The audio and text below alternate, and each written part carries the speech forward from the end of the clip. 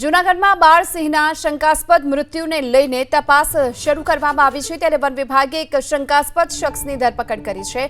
કુતિયાણાથી બાવન ચાવડા નામના શખ્સની ધરપકડ કરવામાં આવી। વન વિભાગની ટીમ આરોપીને લઈ જૂનાગઢ પહોંચી છે।